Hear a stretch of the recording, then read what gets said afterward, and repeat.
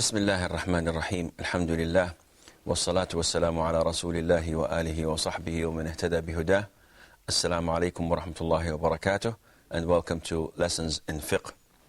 We're still studying the chapter that deals with adhan, and the hadith we have before us is hadith number 151. I believe that Brother Mustafa will read it for us. Narrated by Ibn Umar and Aisha radiallahu anhum, Allah's Messenger sallallahu alayhi wasallam said, Bilal calls for prayer when it is still night, so eat and drink till Ibn Maktoum calls for prayer. And he, Ibn Maktoum, was a blind man who did not call for prayer until he was told, it is morning time, it is morning time. Noor, what prayer is this? Of course, dawn prayer, subuh. Dawn prayer or Fajr prayer or Subuh prayer. Now, from this hadith, we learn that, as you remember, there are two types of Fajr. The actual Fajr and the false Fajr. So the false Fajr, it's okay for a person who wants to fast to eat and drink. And he may not pray Fajr prayer yet because it is false. And we said that, if you recall, that it's the light that is vertical from the earth to the sky, and it comes like a while before the actual break of dawn, which is horizontal. In this hadith, it tells us that it is sunnah to have two adhan for Fajr. It is sunnah to have two adhans for Fajr. One is a reminder to those who are praying night prayer that, listen, Fajr is close, so if you want to pray witr, go ahead and finish, because it's going to call in a while. And to those who want to fast, it wakes them up so that they would have their sahur, their late night meal, before they fast and stop and refrain from eating and drinking. And scholars have their different opinions, whether this should be only for Ramadan, as the case in the Muslim world, or it's a general thing that people should do. They should have every single day of the year two calls for prayer, for Fajr prayer. So it's an issue of dispute. The two holy mosques of Mecca and Medina do it throughout the year, the whole year. They have always two adhan. And apparently that this is the most authentic thing, that it should be applied in our lives also, in all mosques. But unfortunately that this is not the case. Simply because people are drifting away from Islam. And they have working hours, and they have to sleep at night. And it's very rare that you find people praying tahajjud or praying night prayer, except in Ramadan. If you make a survey, you'd find that 95 or 96% of Muslims don't know how to pray night prayers, or don't even pray night prayers.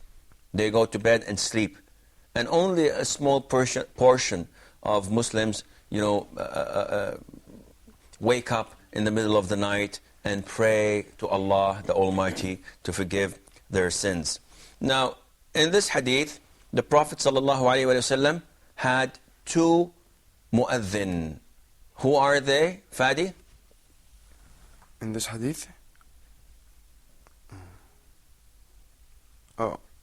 Bilal. Okay. And Ibn Maktoum. Ibn Maktoum. And Ibn Maktoum was blind. So he could not recognize if it is the break of dawn or not, unless someone tells him. So this teaches us that it is okay to have a mu'adhin, a person that calls for the adhan, who is blind, providing that he has someone telling him that it is day or it's night. Because if he doesn't have anyone to tell him, he would probably go at 10 o'clock in the morning and call for adhan, thinking that it's noon prayer. And this is not acceptable. But if we have someone to tell him, to indicate to him that it is time for adhan, then this is permissible, and this is acceptable. And again, Abdullah ibn Maktoum was a companion of the Prophet ﷺ.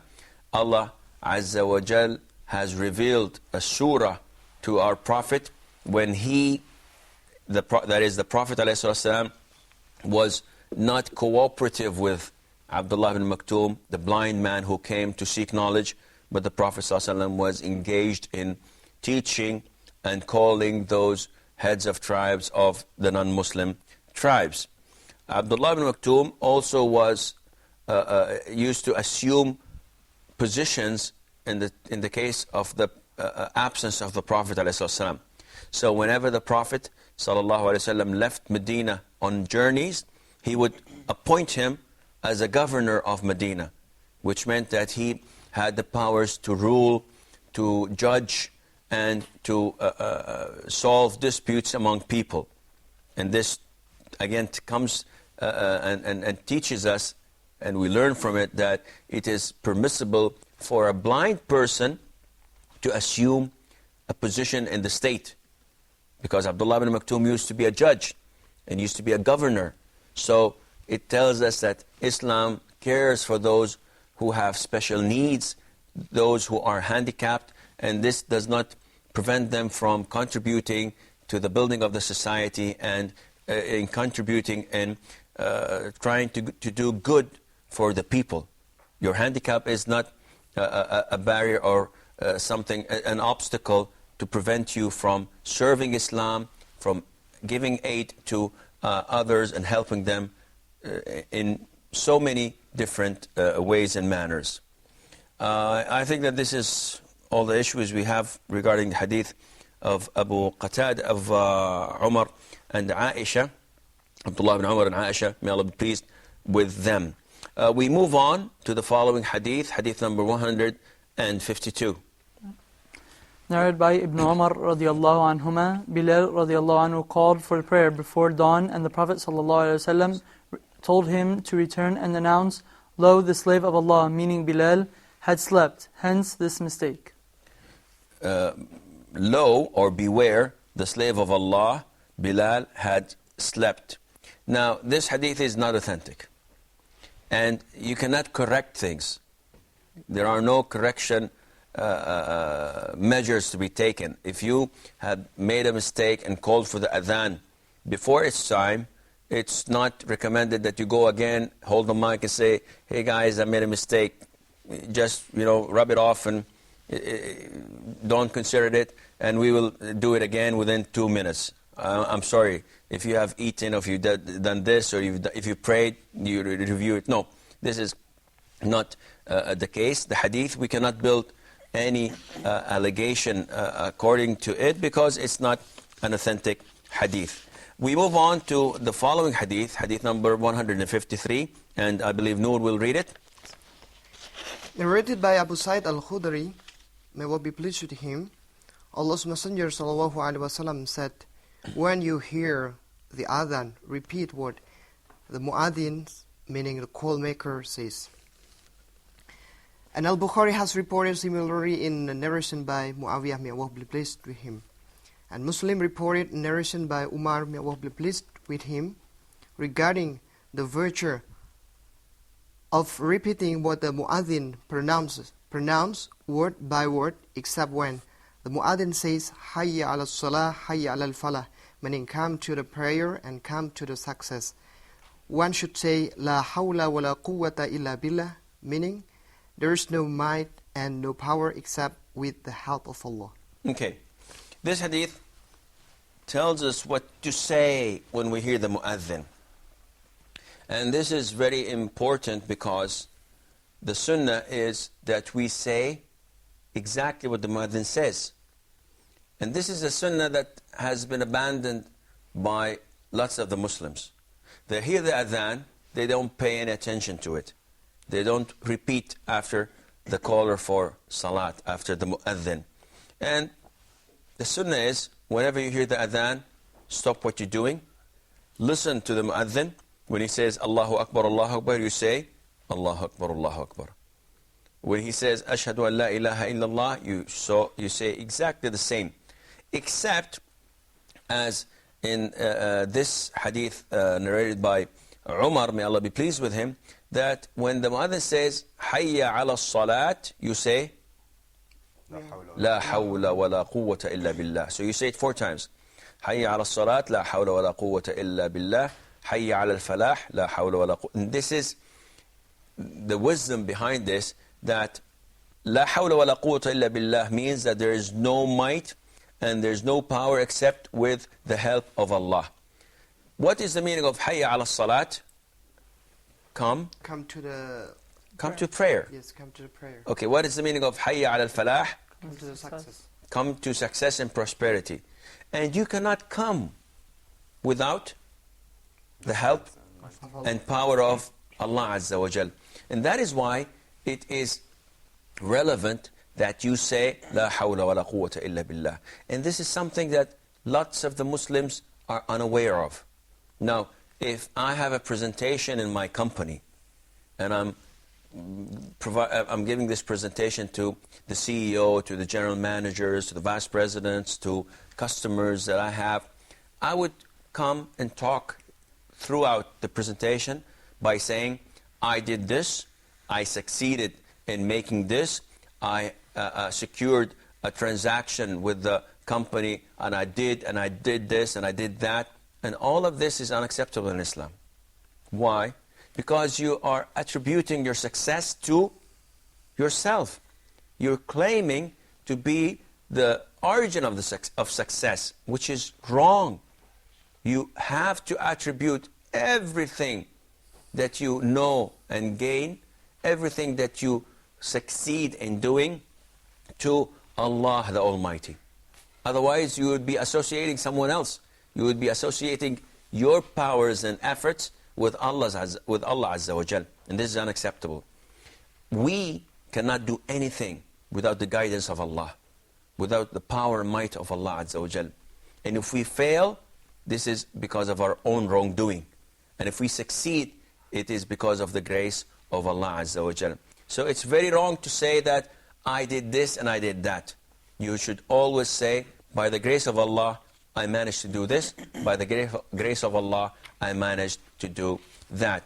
We have a short break, so please stay tuned. And inshallah, we will be right back.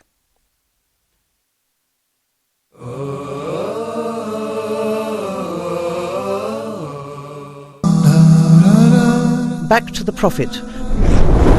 Join Sheikh Ammar in the program Back to the Prophet, wherein he teaches us practical lessons from the Prophet's life and how this can help us to overcome our challenges in the present.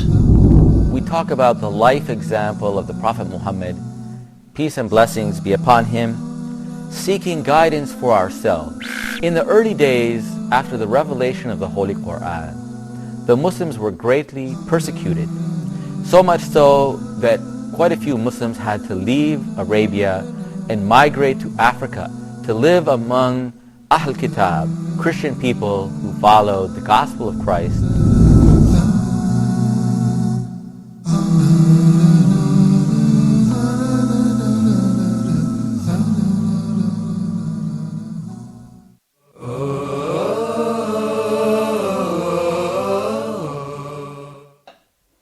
Assalamu alaikum wa rahmatullah, and welcome back. Before we move on to the following hadith, I believe that Brother Mustafa has a question. What if someone lives in a very high building so that he cannot hear the adhan from the masjid and he can only hear it on a recorder from the radio or something? Okay. Should he repeat after the radio or? Well, this brings up another question. And I think it's relevant that we may ask this question, but remind me of the second question after I answer yours. Yes, whenever you hear the adhan, you may repeat after him. But some scholars said that if you hear the adhan from the radio, then it's not an actual adhan. So you may not repeat behind him. Personally, I think you may, because it is dhikr of Allah Azza wa Jal. So whether you hear it from a radio, from a tape recorder, from directly from the mosque, it's okay, inshallah, to call for the adhan. You have any comments?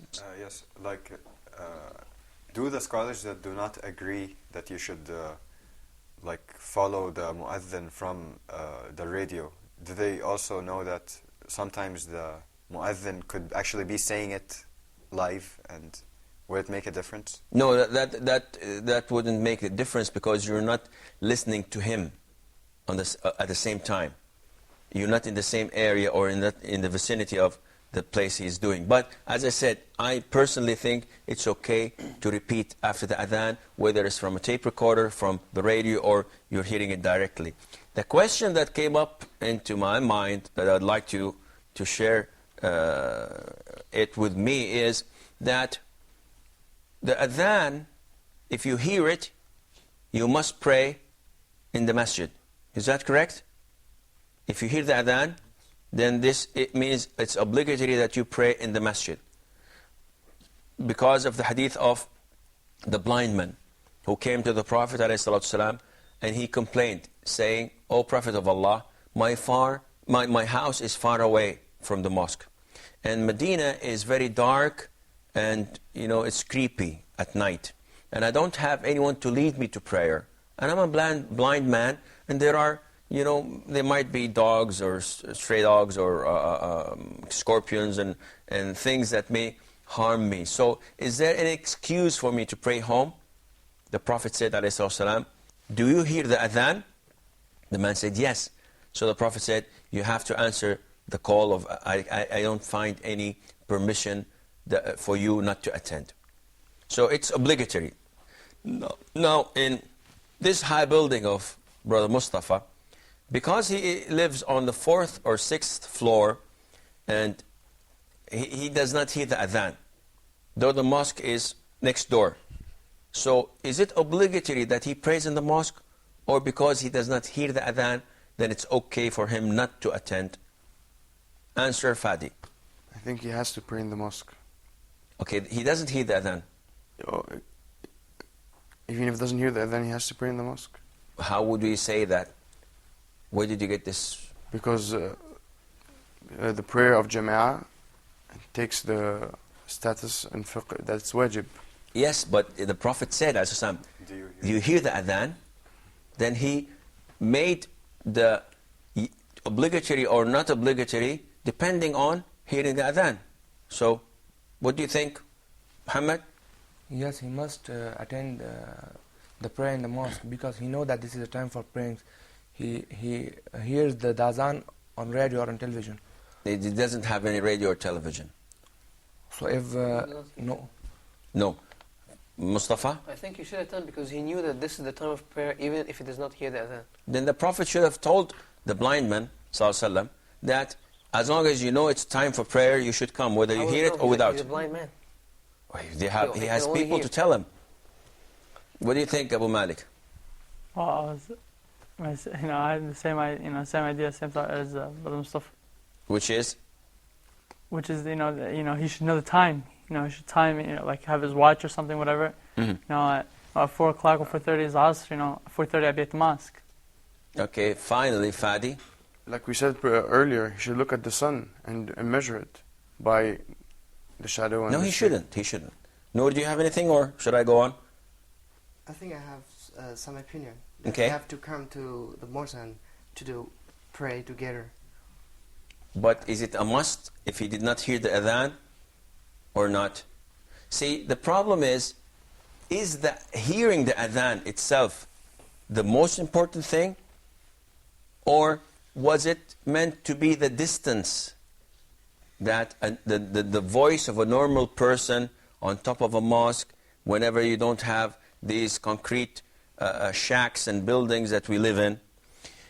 It's not the actual hearing, it's the distance that counts. Because if it were to be the actual hearing, if I live exactly next door to the mosque, and I live in an isolated, an insulated room, a well-insulated room, then this means that I will not be able to hear the adhan, although it's a couple of meters away from me.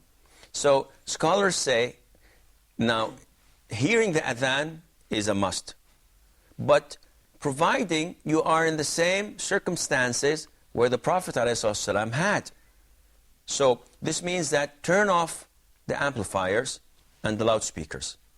But move away from the concrete buildings you're living in. And move away from anything that consists a barrier to the sound. And then try to measure how far would the normal sound travel to. So people say, scholars say, that it probably travels to 2 to 3 miles away from the mosque. If in open environment, in normal houses made of clay, and a one-story buildings, then it would take them approximately 2 to 3 miles. It would travel maybe more. So scholars say if you live in the vicinity of a mosque of this distance, then you have to pray. Now, if you deliberately close the windows, turn on the air conditioning, turn on the TV, and put on your Walkmans and listen to a CD or whatever, and then you say, "Oh, Alhamdulillah, I didn't hear the adhan," this is not an excuse for you before Allah Azza wa Jalla, and you'll be questioned accordingly. So, I hope this answers your question, Mustafa. I have another question. Then you have another. Let's go.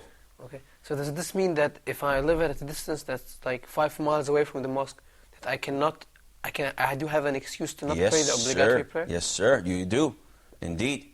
If you live away from the mosque in a normal distance that you cannot hear the adhan, you have this excuse. Because if the man answered the Prophet, the blind man, and he said, "No, I don't hear the adhan," what would you expect the Prophet to tell him, alayhi salam? Then you have an excuse. See, the problem is, does the adhan reaches you or not? Now, the loudspeakers don't count, because you could blow the sound like 20 miles away or 10 miles away. And it would be a burden to people to ask them to, if you hear the adhan, and then people say, "Well, I hear it from the radio, so this is an extra 50 or 100 miles," and so on. It goes on and on and on. No, this is not wanted for itself. It should, the normal voice, how long it will travel, how far would it travel in normal circumstances, without any high-rise buildings, without any concrete, and so on. Fadi. I have a question. If someone keeps turning on the TV because he likes to listen to the azan from one channel to the other, and we know that the azan is 24 hours per day all over the world on the timing, and he has like thousands and thousands of channels on his satellite dish, can he keep watching one adhan after the other, after the other, after the other, saying like before and after each prayer 50 minutes of just listening to adhan? Personally, I doubt that a person with 1,000 satellite channels would spend his time moving from one channel to the other just looking for adhan. This guy is obsessed with adhan, and he's stalking. He should be away from mu'adhin because he would stalk them and probably harass them. Now, but hypothetically speaking, if we assume that someone does this, well, he would skip his own prayer, he would skip his own repeating after his own mu'adhin who lives next door doing this. You see, you don't have to go to extremes, saying that moving on from one TV channel to the other and repeating after every and each mu'adhin. And this does not go 24 hours because no channels, according to my knowledge, bring the adhan except like 4 or 5, maybe 10 of them. 10. He thinks, like the person who does this, thinks it's like a form of getting closer to Allah. So like dhikr. Like dhikr, or like, yeah, like a... Well, like a ibadah, when it's to this extent, I'd prefer that they do not do this. So would it be a bid'ah if he's doing this? I've mentioned earlier that some scholars say only repeat after a live adhan. But something that is transmitted through the radio or something that is recorded, you may not do this as it's a form of worship and this person is not present. And I said that, well, any thinking that this doesn't happen every now and then. It happens once in a while that you hear the adhan while tuning on to the radio, and there's nothing wrong, inshallah, in repeating after it. But if you come to be obsessed in this manner, in calling the adhan every single couple of minutes from one place to the other, no, this would not be recommended. Any question? Any further questions? Okay, we have the hadith number 154, narrated by Uthman ibn Abi al-As. It's a long hadith, but it's an important one. I don't know if we have time enough for it, but we'll just read it as a reminder. Go ahead, please. Narrated by Uthman ibn Abi al-As, may Allah be pleased with him, he said, O Messenger of Allah, appoint me as the Imam, meaning leader, of my people in prayers. He, sallallahu alaihi wasallam, said, you are the Imam, but you should follow, meaning observe the strength of the weakest among them, and appoint a mu'adhin who does not charge for the call of adhan. Now, the hadith itself, we need a lot of time to look into the issues of it, but Uthman ibn Abi al-As is one of the companions of the Prophet ﷺ. He was very young. He came from Taif district, from another place, came with his friends only to learn religion. And this teaches us that it is sunnah to travel to acquire knowledge. And this sunnah, a lot of people abandoned. They either travel to acquire money or to learn for this life, not for the hereafter, or just to brag about them being students of knowledge, and I did this and I did that, and this is not recommendable. At the time of the Prophet ﷺ, they traveled only for the sake of Allah and to acquire knowledge. This hadith, as I've mentioned earlier, is a great hadith. Inshallah, we will try to look into the issues related to it next time. But until now, fi amanillah, wassalamu alaikum wa rahmatullahi wa barakatuh.